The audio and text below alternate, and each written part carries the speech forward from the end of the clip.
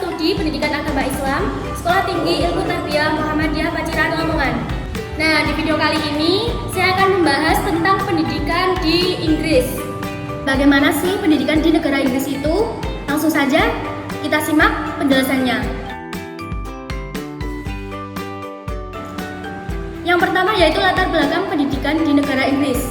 Sejarah berdirinya lembaga pendidikan di United Kingdom atau Kerajaan Inggris yang selanjutnya disebut Inggris telah memulai pengajaran sejak akhir abad ke-6, yaitu pada periode sejarah Inggris Anglo-Saxon.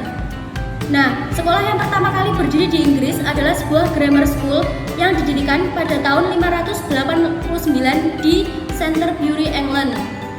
Inggris merupakan rumah bagi beberapa universitas tertua di dunia. Oxford University merupakan universitas pertama yang tercatat dalam sejarah Inggris.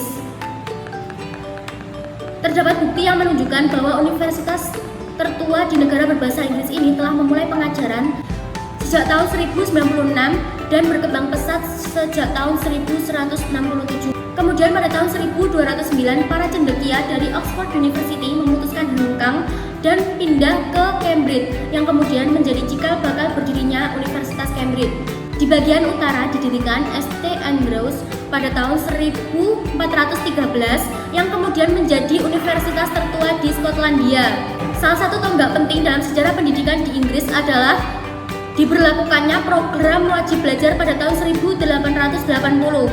Nah, wajib belajar pada saat itu hanya diberlakukan untuk usia 5-10 tahun saja.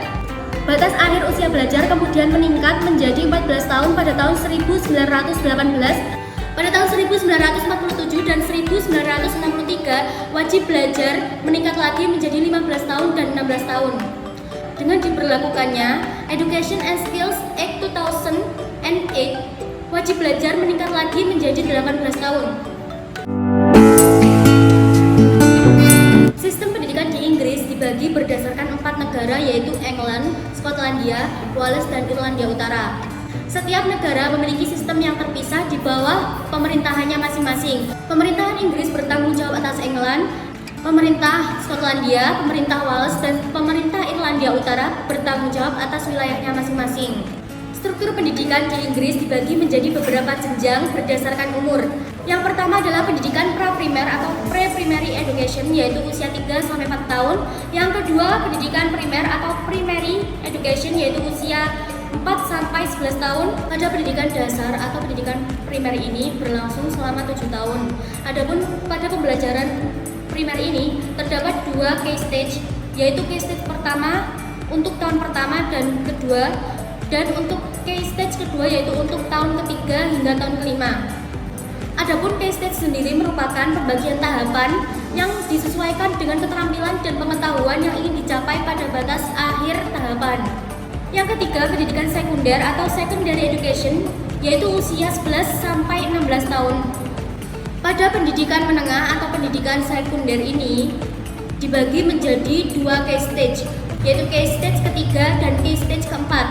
Case stage ketiga yaitu untuk tahun ke-7 sampai tahun ke-9, sedangkan case stage keempat adalah untuk tahun ke-10 sampai tahun ke-11. Yang keempat adalah pendidikan lanjutan atau further education, yaitu pada usia 16 sampai 18 tahun.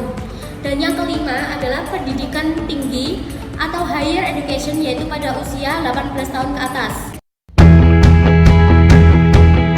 Sistem pendidikan di Inggris menerapkan pola preskematik yang lebih mementingkan keahlian dan keterampilan yang mendalam. Pola preskematik ini, kurikulum mata pelajaran yang diajarkan tidak terlalu banyak dan siswa lebih terfokus serta lebih terspesialisasi sehingga lebih mudah menerima dan memaknai apa yang telah disampaikan. Siswa-siswa dalam belajar seperti tidak mendapatkan banyak tekanan selama bersekolah. Sekolah bagi mereka adalah tempat untuk bermain, berkreasi, dan juga berdiskusi. Di Inggris, biaya sekolah sepenuhnya ditanggung oleh pemerintah. Guru-guru yang ada di sana juga sangat berkompeten dalam menjalankan tugasnya sebagai seorang pendidik. Kualifikasi pendidikan di Inggris dikenal dan diakui secara internasional. Standar kualitas institusi di Inggris adalah salah satu yang terbaik di dunia. Metode pengajaran bertujuan untuk mempersiapkan siswa dengan keterampilan yang dibutuhkan di pasar global. Sekolah di Inggris juga menyediakan berbagai macam jurusan yang dapat dipilih oleh siswa sesuai dengan kemampuan dan keterampilannya masing-masing.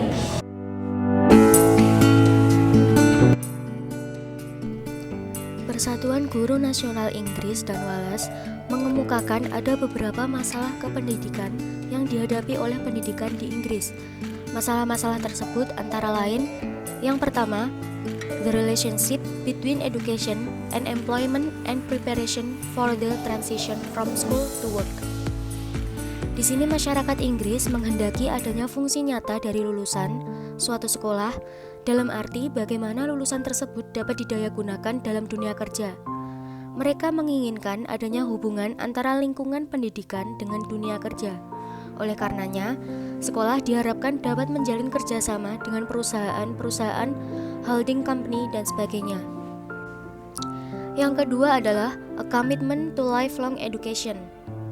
Pendidikan di Inggris tengah berupaya agar prinsip pendidikan sepanjang hayat atau long life education dapat terlaksana. Upaya ini dilakukan agar mereka yang sudah berusia lanjut juga terus mendapatkan pendidikan. Hal ini dikarenakan ada sebagian orang-orang lanjut usia yang pada masa kanak-kanaknya kurang mengenyam pendidikan.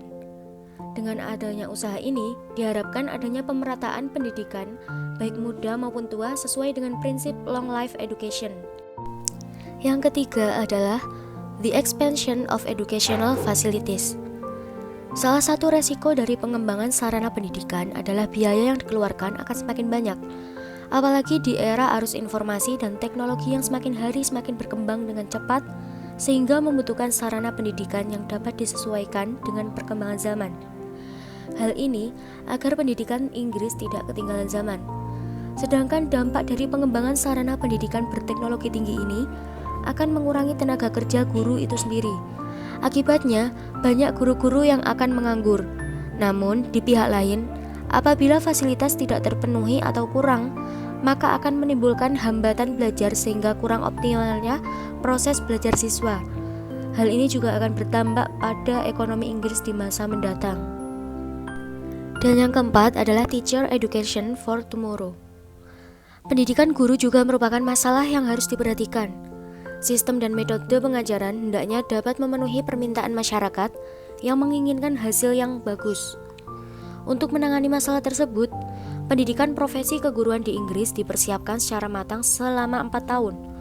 Melalui pendidikan tersebut, guru diharapkan dapat menjelaskan tentang kenyataan hidup dalam masyarakat plural yang multirasial dan multikultural.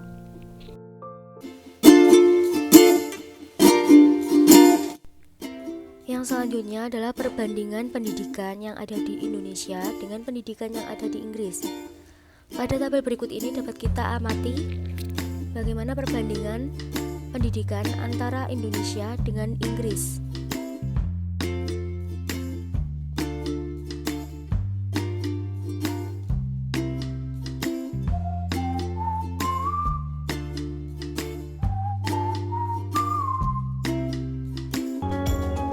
Jadi seperti itulah pendidikan yang ada di negara Inggris. Sekian apa yang dapat saya sampaikan, kurang lebihnya mohon maaf yang sebesar-besarnya. Nun wal qalam wa ma yasturun. Wassalamualaikum warahmatullahi wabarakatuh.